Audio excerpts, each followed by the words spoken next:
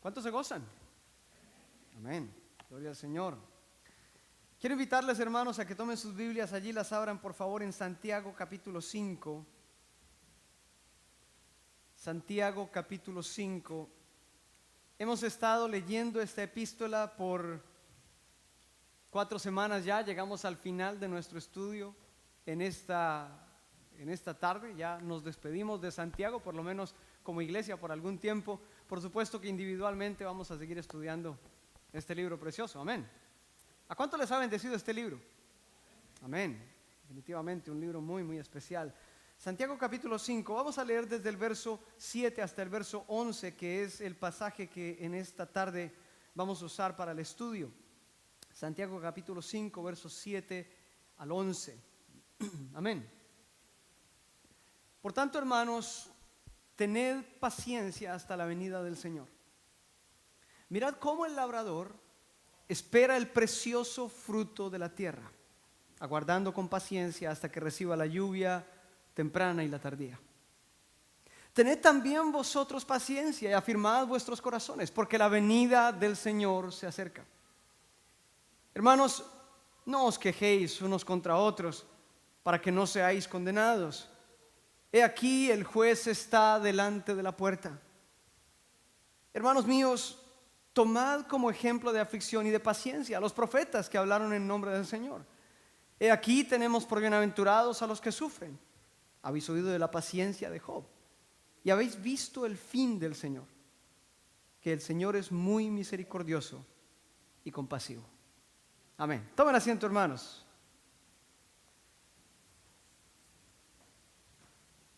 En la Biblia encontramos muchos ejemplos de hombres y mujeres de Dios.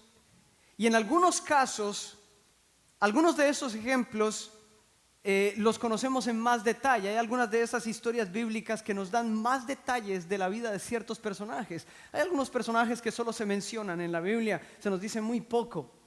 Pero lo bueno de encontrar uno de estos personajes de los que se habla bastante es que uno tiene la oportunidad de aprender un poco más y de ver en esos detalles de la vida de estas personas cómo vivieron ellos, qué preguntas tuvieron, qué crisis pasaron, qué dolores se enfrentaron. Y uno encuentra tantas lecciones tan parecidas, tan similares a la vida de uno. Una de esas vidas es la vida de Saúl. Todos nosotros conocemos a Saúl, el primer rey de Israel. Ahora, probablemente un detalle que muchos de nosotros dejamos pasar por alto es ¿qué sucedió con Saúl? Ustedes en su casa después pueden revisar esto. Les aconsejo que lo revisen, realmente es una historia fascinante. Hay 2 versículos que quiero recomendarles, de nuevo es para la casa, no para ahora porque estamos en Santiago, pero el punto es este. Primera de Samuel capítulo 10 verso 8 y capítulo 13 verso 8, ambos son verso 8, capítulo 10 y capítulo 13.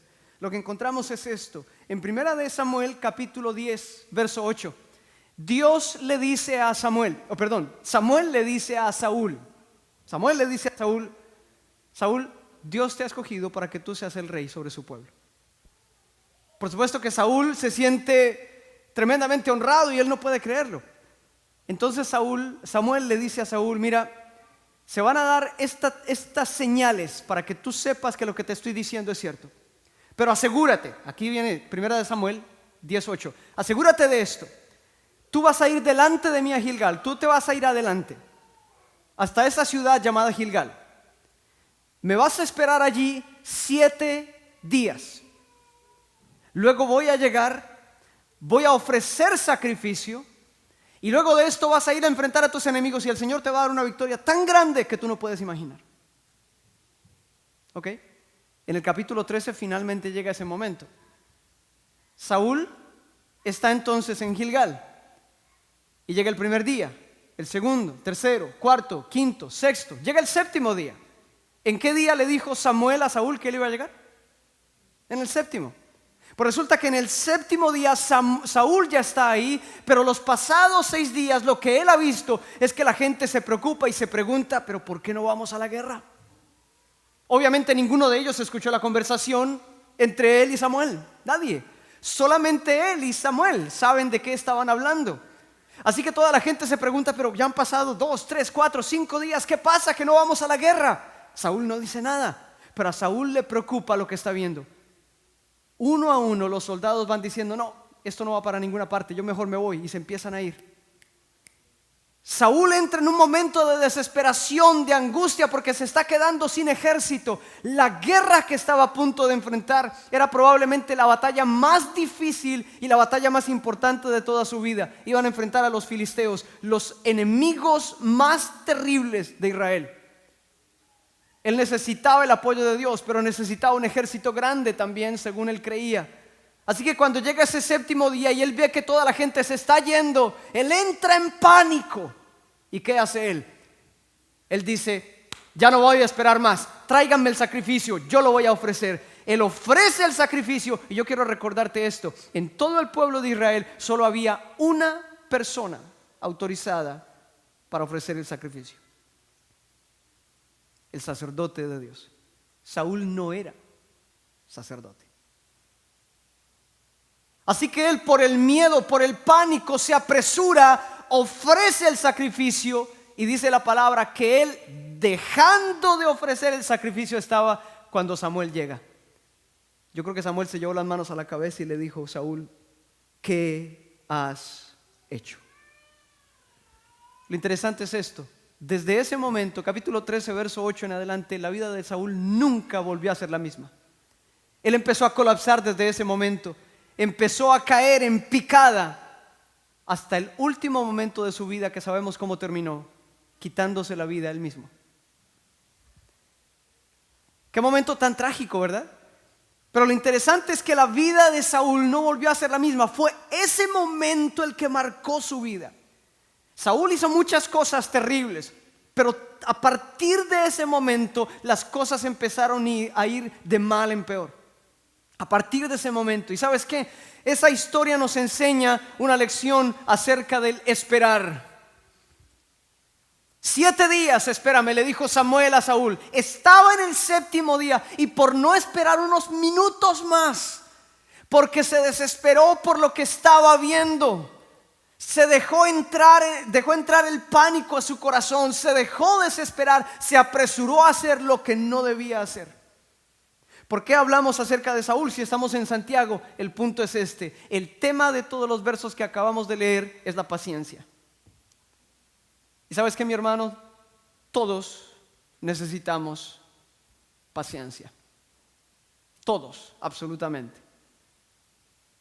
Yo les decía, yo todavía recuerdo a mi mamá diciendo, cada vez que mi hermana o yo hacíamos algo que no deberíamos, mi mamá diciendo: Señor, dame paciencia. Y como padre varias veces también he pasado por esos momentos. Por supuesto que todos necesitamos paciencia, pero hoy entendemos que la paciencia no es sencillamente algo que Dios le da a uno, que uno se lo pide y Dios se lo da. No es tan fácil. Resulta que la paciencia se da luego de un proceso. Pero resulta que en el texto que leímos de Santiago, Santiago nos abre los ojos a una realidad, y es esto: resulta que la paciencia no viene en una sola forma. La paciencia viene en varias formas, y es justamente lo que queremos estudiar en esta tarde: las formas de la paciencia, los tipos de paciencia que necesitamos tú y yo para andar en el camino del Señor. Así que vamos a sumergirnos en este tema. El primer tipo de paciencia que Santiago menciona allí, él lo dice, es la paciencia para esperar la segunda venida del Señor. ¿Cuántos saben que Él va a regresar? Amén. ¿Cuántos le esperan con ansia? Amén. El evento más importante del futuro es nuestro encuentro con nuestro Salvador, ya sea que Él venga o que nosotros vayamos. Es el evento más importante del futuro. Escúchame, el evento más importante del futuro no es cuando el nuevo presidente sea instalado ahora en enero. El evento más importante del futuro no es cuando las vacunas se empiecen a poner. El evento más importante no es cuando finalmente nos digan que ya no necesitamos usar tapabocas. El evento más importante del futuro es la segunda venida del Señor o nuestro encuentro con Él. Dice Pablo en 2 de Tesalonicenses 2:1: pero con respecto a la venida de nuestro Señor Jesucristo y nuestra reunión con Él, les rogamos, hermanos, que no se dejen mover fácilmente de su modo de pensar con relación a la segunda venida y nuestra reunión con Él. El evento más importante del futuro es nuestro encuentro con nuestro Salvador. Ahora, Santiago nos está hablando de tener paciencia hasta la venida del Señor Jesús, de esperar. Y la palabra que él usa se refiere a una paciencia que se extiende en el tiempo, que se estira todo lo que sea necesario. Ahora, ¿por qué es importante el esperar la segunda venida? Yo quiero, mi hermano, que me prestes tu atención por un par de minutitos, porque esto es tremendamente importante. El Señor habló mucho acerca de su venida. De hecho, la palabra habla mucho acerca de la venida. ¿Sabías esto? Por cada versículo que nos habla de la primera venida, hay 8 que nos hablan de la segunda venida.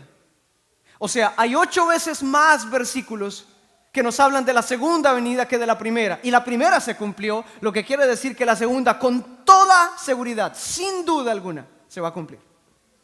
El Señor Jesús habló mucho acerca de su segunda venida, pero hay un par de palabras sobre las que quiero llamar tu atención. La primera de ellas está en Lucas 18:8, donde el Señor le pregunta a sus discípulos: cuando el Hijo del Hombre venga, ¿hallará fe en la tierra? Fíjate lo interesante. La pregunta no es si el Hijo del Hombre vendrá o no. No, Él va a venir. Pero cuando Él venga, la pregunta es: ¿hallará fe en la tierra? O sea, lo que al Señor le inquieta es si va a encontrar fe en ti al momento que Él regrese. Esa es la pregunta. Y esa pregunta se traslada directamente a nosotros. ¿Cómo va a estar nuestra fe al momento que el Señor regrese? Resulta que el Señor dijo en Mateo 24:12 que en los últimos tiempos el amor de muchos se enfriará. Ahora fíjate que cuando Él dice el amor de muchos, cuando leemos Mateo 24, no se refiere a la gente que no tiene al Señor. Se refiere a la gente de su pueblo. Él está hablando de su pueblo y resulta que nos dice que el amor de muchos se enfriará en los últimos tiempos. Así que tanto la fe va a escasear como el amor va a escasear. ¿Qué sucederá cuando el Señor regrese? Encontramos la parábola famosa de las 10 vírgenes, 5 prudentes y 5 confiadas en Mateo 25. Si tú te fijas, esa parábola es acerca de lo mismo, la segunda venida y el esperar. Pero resulta que podemos decir las 10 esperaron. Sí, las 10 esperaron, pero es que hay 2 maneras de esperar, mi hermano. ¿Sabías eso? Hay una manera activa y hay una manera pasiva. Déjame te muestro la pasiva. La pasiva sencillamente sentarme, cruzarme de brazos, piernas y esperar que el futuro venga a mí. Estoy esperando. Pero hay una manera activa, y la manera activa es levantarme y ponerme manos a la obra y hacer todo lo que tengo que hacer porque el futuro se aproxima. Esa es la manera activa de esperar. Resulta que las 5 vírgenes prudentes hicieron exactamente eso. Hicieron todo y se dieron cuenta que cada detalle estaba en su lugar para asegurarse de que el futuro, cuando llegara, las encontrara en una buena posición. ¿Cómo estás esperando la segunda venida? ¿Pasivamente o activamente? Mateo 24:46 nos dice: bienaventurado aquel siervo al cual cuando su Señor venga le haya haciendo así. Yo me he hecho esta pregunta varias veces: ¿qué estaré haciendo cuando el Señor regrese? Te aseguro que van a haber quienes van a estar orando cuando el Señor regrese. Te aseguro que van a haber quienes van a estar seguramente haciendo otra cosa cuando el Señor regrese. Probablemente van a haber algunos que van a estar en servicio cuando el Señor regrese. Y van a haber algunos que en ese día dijeron: no, hoy tengo pereza de ir al servicio, y no van a ir. ¿Qué te encontrará haciendo el Señor cuando Él regrese? Esa es una pregunta muy interesante que cada uno de nosotros tiene que responderse. Esperar activamente quiere decir que entendemos nuestra responsabilidad y nos fijamos que cada detalle esté en su lugar.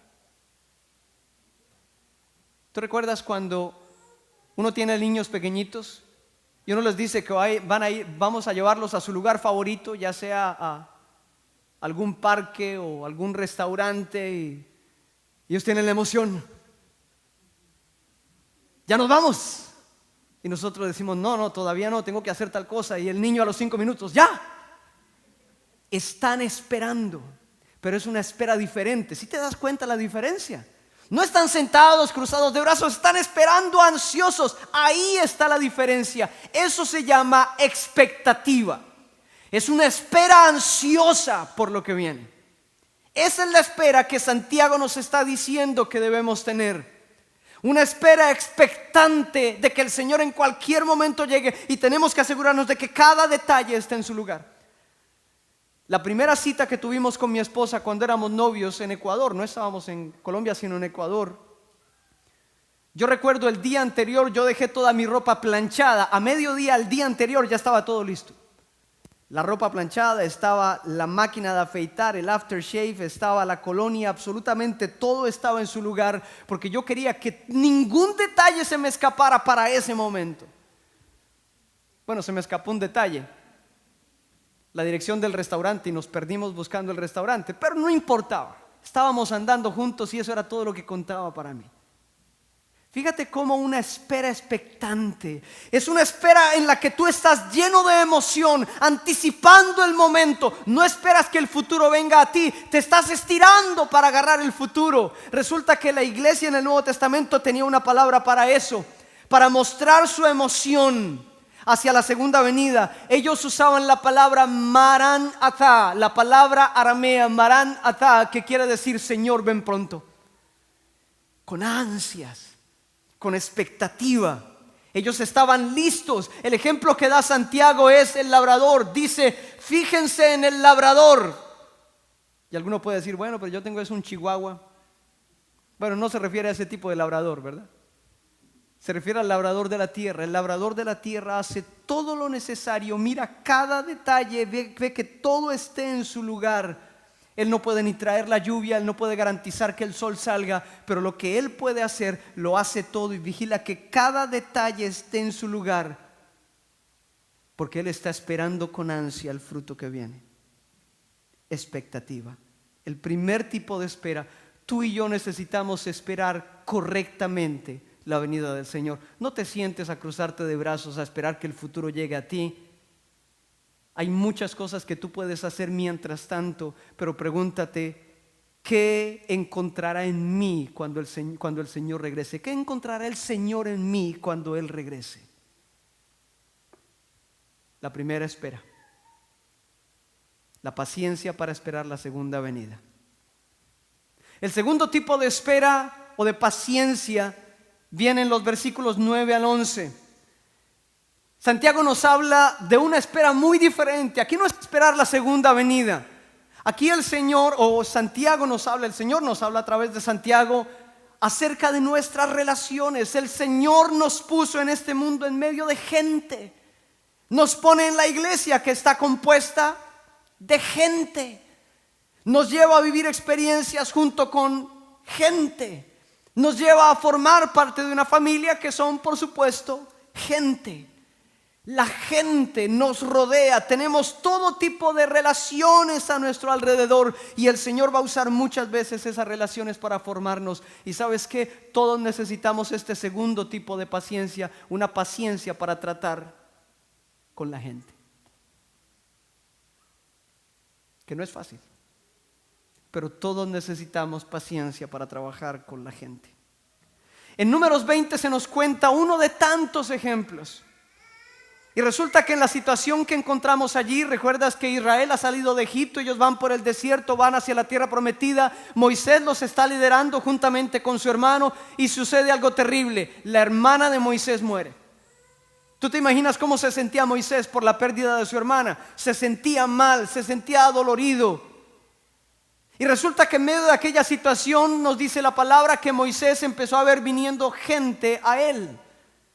Y probablemente, Moisés diría, vienen a darme el pésame. Pero no es una sola persona, no son 10, no son 100, no, son miles de personas que vienen a él. Y cuando llegan a él no le dicen, nos enteramos que tu hermana murió, mi sentido pésame. No, lo que te dicen es, Moisés, no hay agua, tenemos sed. Mis hijos tienen sed. Mis animales tienen sed, yo tengo sed, mi hermana tiene sed, mi mamá tiene sed, mi papá tiene sed, todos tenemos sed en la casa. Y la gente empieza a decirle, danos agua, danos agua, danos. ¿Te imaginas la situación de Moisés allí? Moisés va a Dios y Dios le dice, no te preocupes, I got this, ¿cierto? Le dice, ve y le hablas a la piedra, dile que te bote agua y te va a botar agua. Y le das de beber a todo el pueblo. Así arregla los problemas Dios, ¿no? mandando sacar un pescado, mandando sacar agua de una piedra, etc. Lo cierto es que Moisés va, y Moisés estaba pero tan congestionado por lo que había escuchado, por la situación que estaba viviendo, que con la vara en la mano le dice al pueblo: ¿será que yo tengo que hacerle sacar agua de esta piedra? Pues miren que sí. Y sale el agua. Entonces Dios le dice a Moisés: Moisés, yo no te dije que hicieras eso. Por tu impaciencia ya no vas a poder entrar en la tierra prometida. Mira que la falta de paciencia con la gente se paga caro. Se puede pagar caro. Gracias a Dios por su misericordia, pero la falta de paciencia con la gente se puede pagar muy caro en realidad. El mismo Señor Jesús experimentó tanta oposición de parte de la gente. En Hebreos 12 encontramos en el verso 3 que se nos dice: consideren a aquel que sufrió tanta contradicción de parte de los pecadores, para que no se cansen ni desmayen. Resulta, mi hermano, que el Señor experimentó todo tipo de oposición, pero el Señor nunca perdió la paciencia con la gente. Necesitamos esa paciencia, mi hermano. Todos necesitamos paciencia en nuestro trato con otros. El apóstol Pablo realmente es bastante generoso cuando él escribe a los colosenses. Él es bien paternal y le escribe a los colosenses algo como esto: perdonándoos unos a otros si alguno tuviere queja contra otro. ¿Por qué digo que es muy paternal? Porque todos tenemos quejas contra otros. Esa es la verdad. Todos absolutamente tenemos queja contra otra persona. Pues resulta que Santiago nos dice aquí que tenemos dos tareas, dos labores que tenemos que hacer y por las cuales necesitamos paciencia. Lo primero: no te quejes. Dos cosas que tenemos que hacer: tenemos que dejar de quejarnos de la gente, porque todos tenemos quejas. Porque alguien hizo algo que nos tocó, nos dolió, no esperábamos, o porque alguien no hizo lo que sí esperábamos. Resulta que todos tenemos quejas. Santiago nos dice aquí en el verso 9 que no debemos quejarnos unos contra los otros. Entonces la paciencia consiste primero en dejar de hacer algo, dejar de quejarnos, pero en segundo lugar en proponernos hacer algo. En lugar de quejarnos debemos hacer otra cosa. ¿Qué debemos hacer? Santiago lo presenta de esta manera: hermanos míos, tomen como ejemplo de sufrimiento y de paciencia a los profetas que hablaron en el nombre del Señor. En lugar de quejarnos debemos hacer lo que los profetas hicieron. ¿Qué hicieron? ¿Sabes qué hicieron los profetas? En lugar de quejarse, algunos de ellos se quejaron, por supuesto, pero luego de la queja corrigieron. En lugar de quejarse, siguieron cumpliendo su ministerio entre la gente que no los quería ni ver. Jeremías no solamente fue tremendamente criticado, no solamente fue injuriado, sino que fue puesto preso por su profecía. Se cree que Jeremías murió apedreado. Oseas fue traicionado por su propia esposa, porque a veces necesitamos paciencia con la gente de la misma casa. Bueno, de hecho todos los días necesitamos paciencia con la gente de la casa. Amós fue expulsado de su tierra, de su propia tierra. ¿Sabes quién lo expulsó? El sacerdote. El sacerdote. Por supuesto, Amós no quiso irse, entonces el rey empezó a acosarlo para que se fuera. Se dice que Ezequiel también murió asesinado. Estamos hablando, mi hermano, de que todos estos profetas recibieron toda una cantidad de oposición constante de parte de la gente, pero ellos no dejaron de cumplir con su labor con la gente. ¿Sabes qué es eso? Eso se llama lealtad. Cuando pase lo que pase, tú sigues cumpliendo tu responsabilidad con la gente. Eso se llama lealtad. Eso es lo que tiene una madre. Que pueda que los hijos se porten como sean, puede que le hablen como sean, pueda que sea lo que sea, hagan lo que hagan, la mamá se enoja, puede que les deje de hablar, pero al otro día el desayunito está caliente y servido. O por lo menos si no está servido, le dice que está todo listo allá. Entonces, eso es lo que se llama lealtad, es no dejar de cumplir nuestra responsabilidad. ¿Sabes qué? Cuando nosotros perdemos paciencia con la gente, nosotros queremos abandonar la gente, cortarle a la gente, no volver a cumplir nuestra responsabilidad con la gente, en lo posible nunca volver a ver a la gente. Pero resulta que el Señor nos dice, tú necesitas paciencia, porque yo te voy a demandar el que tú cumplas con tu labor con la gente. Necesitamos paciencia para esperar la venida del Señor, pero necesitamos también paciencia para tratar con la gente, dejar de quejarnos y seguir cumpliendo la labor que el Señor nos ha dado con ellos. Hasta ahí ya suena difícil y falta uno todavía. Necesitamos un tercer tipo de paciencia. Y Santiago aquí usa en el verso 11 una palabra diferente para paciencia. Santiago ha estado usando esa palabra que quiere decir estirarse. Es una paciencia que se estira. No importa cuánto tiempo, se sigue estirando. Ahora la palabra que él usa es una palabra diferente. Él usa la palabra hipomoné. Ahora te menciono la palabra por qué razón. No porque sepamos qué significa, pero significa paciencia. Pero lo que me refiero es, la palabra hipomoné nos suena parecido a algunas palabras que usamos nosotros. Por ejemplo, nosotros hablamos de hipotermia, cuando la temperatura de una persona se baja demasiado y ya no es normal, y la persona corre el riesgo de morir de hipotermia. O hablamos de la palabra hipoglicemia, cuando el azúcar en la sangre de la persona se baja de cierto nivel. Entonces, hipotermia, se baja la temperatura o está por debajo. Hipoglicemia, el azúcar está por debajo de lo que debería estar. También se habla de los productos hipoalérgicos. No sé si tú los has visto. En los supermercados aparecen productos que dicen producto hipoalérgico. ¿Qué quiere decir eso? Que los elementos que se usaron, los materiales que se usaron para fabricar esos productos están por debajo de lo que produce las alergias. Ahora, eso sí, no puedo garantizarles, pero lo que sí sé es que esta palabra hipomeno quiere decir una paciencia cuando tú estás debajo de algo. Es una paciencia cuando tienes un peso encima y crees que ya no aguantas.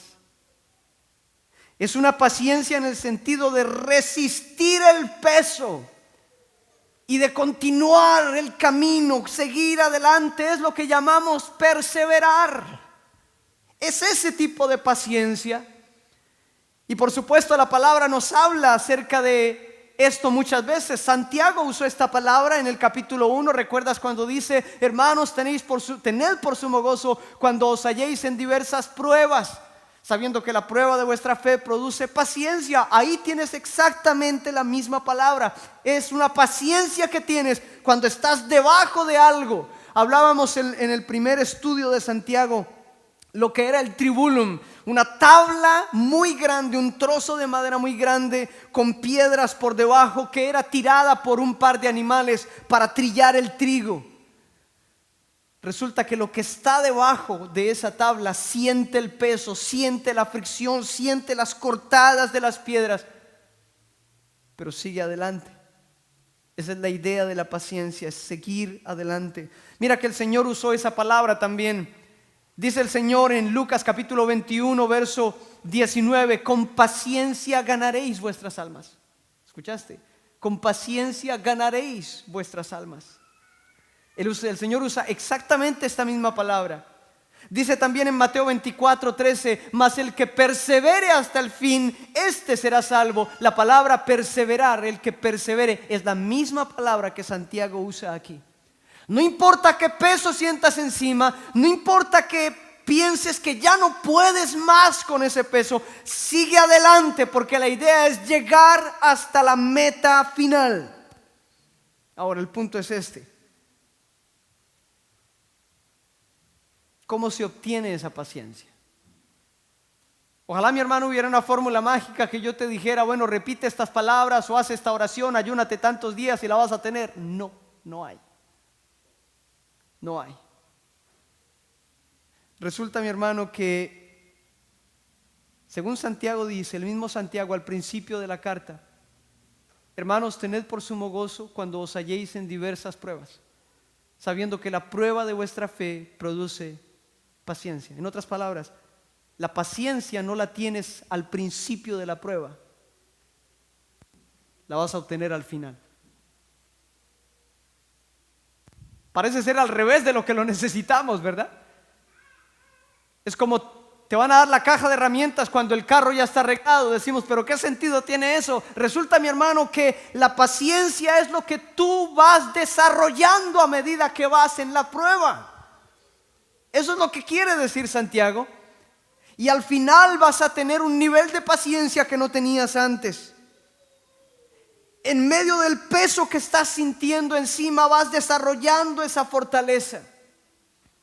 Resulta, mi hermano, que Santiago usa una expresión muy interesante, yo diría hasta un poco extraña incluso, allí en el verso 11, cuando él nos habla acerca de la paciencia, hablando del caso de Job particularmente. Dice: he aquí tenemos por bienaventurados a los que sufren. Habéis oído de la paciencia de Job y habéis visto el fin del Señor. ¿Escuchaste bien? ¿Has visto qué? El fin del Señor. ¿Qué significa eso? El fin del Señor. ¿El Señor se acabó? El fin del Señor quiere decir que es el fin que le pertenece a Él. Él es el que arregla todo para que lleguemos allá. El fin es de Él. Entonces la idea, como dice la Reina Valera contemporánea, ¿cómo lo trató Dios al final?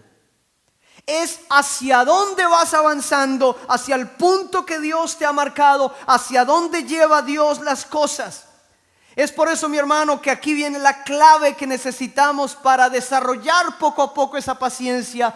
Es a dónde miras. Ese es el punto. Hacia dónde miras cuando sientes ese gran peso encima. Hacia dónde miras, dónde tienes puesta la mirada. Recuerda el caso de Saúl. Saúl puso su mirada en que la gente se le estaba yendo.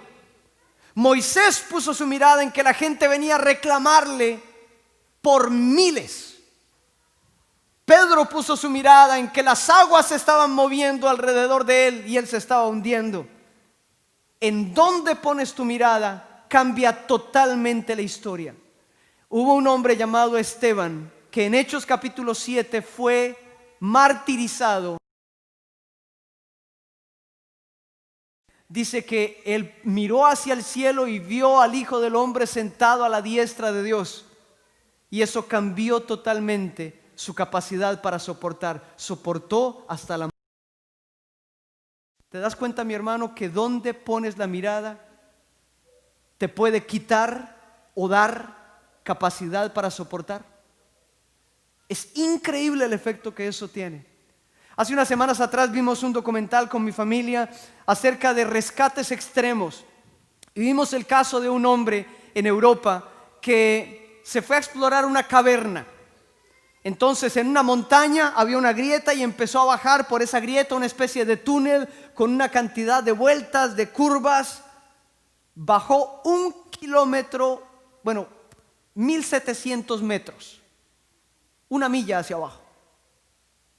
Y estando abajo, colgado de una piedra, la piedra se suelta, él cae y la piedra le cae encima, pero no lo mata. Pero queda con su espalda inmovilizada y él sin poderse mover porque tiene la piedra encima. No me acuerdo en qué manera llaman a los rescatistas, pero los rescatistas llegan al lugar y tienen que bajar 1 milla hasta el lugar donde él está. Cuando lo encuentran allí, no lo pueden mover. Si lo mueven mucho, su espalda se puede afectar al punto de que pueda que no vuelva a caminar. ¿Qué tienen que hacer? Tienen que ponerlo sobre una camilla metálica para que quede inmovilizado. Pero hay un problema. Para salir de la caverna, la persona tiene que salir como entró, haciendo toda una cantidad de vueltas con su cuerpo. ¿Sabes qué tienen que hacer para sacarlo? Tienen que empezar con pequeñas cantidades de dinamita, ir volando las esquinas para irlo sacando en la camilla. 27 horas después, ese hombre pudo estar afuera. 27 horas. Pero esta gente contaba cómo ellos veían al final una pequeña luz. Parecía imposible.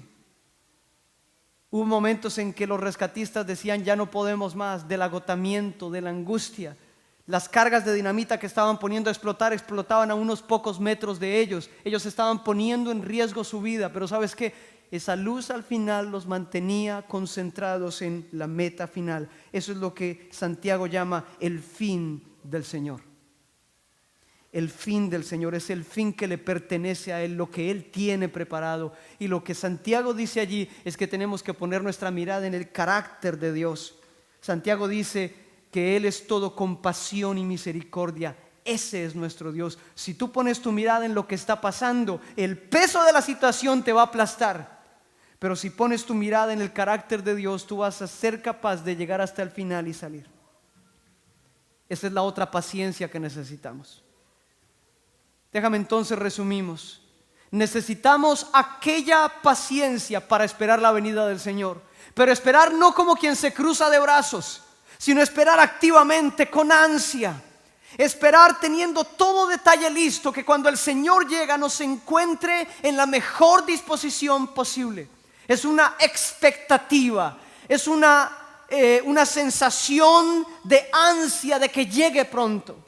En segundo lugar, todos necesitamos paciencia para lidiar con otra gente, porque la otra gente no es fácil, y tú tampoco. Ninguno de nosotros es fácil. Todos tenemos nuestras vueltas. Y lo tercero es que necesitamos paciencia para soportar el peso de cualquier situación encima hasta que lleguemos al final. Es una paciencia que Dios no te la va a dar toda al principio, no, se va desarrollando con el tiempo.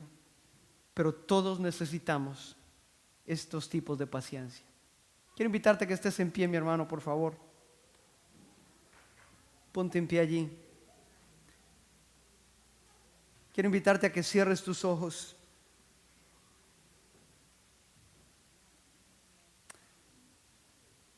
Y te invito a que allí con tus ojos cerrados tú medites. ¿Estás listo para la segunda venida del Señor? O sea, ¿has hecho todo lo que te corresponde? ¿Te sientes tranquilo, confiado, alegre de que el Señor te encuentre como estás hoy? Todos necesitamos esa paciencia hasta la segunda venida, pero una paciencia que nos lleve a un punto de ansia y de expectativa. No dejes que la venida del Señor te sorprenda. Espéralo con ansia. Aprende a decir, como decía la iglesia: Maranatá, Señor, ven pronto.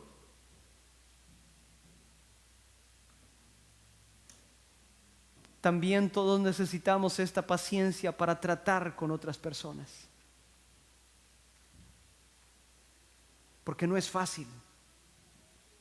Así como nosotros no somos fáciles, tratar con gente no es fácil. La invitación de Santiago es: deja de quejarte y no dejes de cumplir tu labor. Dios te puso allí junto a esa persona por algo.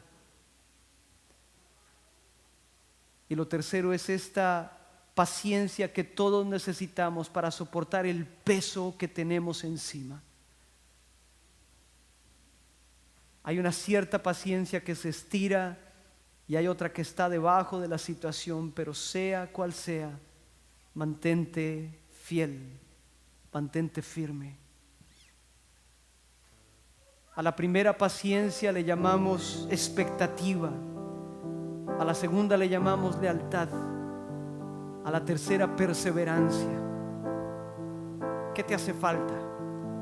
¿Expectativa, lealtad o perseverancia? Señor, todos tenemos nuestras luchas. Para ninguno de nosotros, Señor, es cómodo hablar acerca de estos temas, sencillamente porque nuestra vida refleja tantas faltas en diferentes aspectos, en diferentes asuntos, Señor. Pero sea cual sea nuestra situación, nuestra posición, necesitamos de tu ayuda. No hay manera de que podamos lograr este tipo de paciencia, estos tres tipos de paciencia por nuestra propia cuenta. Necesitamos de ti, de tu ayuda. Señor, levántanos, ayúdanos. Ayúdanos, Señor, a esperar esa segunda venida con ansia. Ayúdanos a dejar de quejarnos y ser leales, cumpliendo lo que tú nos has puesto a hacer. Ayúdanos, Señor, a perseverar sin importar el peso que sentimos encima. Ayúdanos a permanecer hasta el final. El fin que tú tienes preparado para nuestra vida siempre será bueno. Ayúdanos a poner nuestra mirada, nuestros ojos en ti. En el nombre de Cristo. Amén.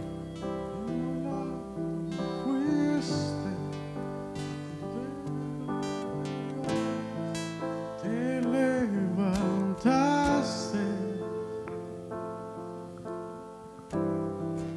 Rey vencedor, Alfa y Omega, pronto volverás,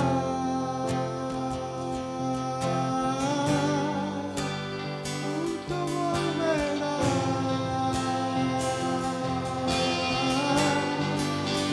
Exaltado estás, coronado estás, digno de toda la gloria, digno de toda la honra. Exaltado estás, coronado estás, digno de toda la gloria, digno de toda la honra. Exaltado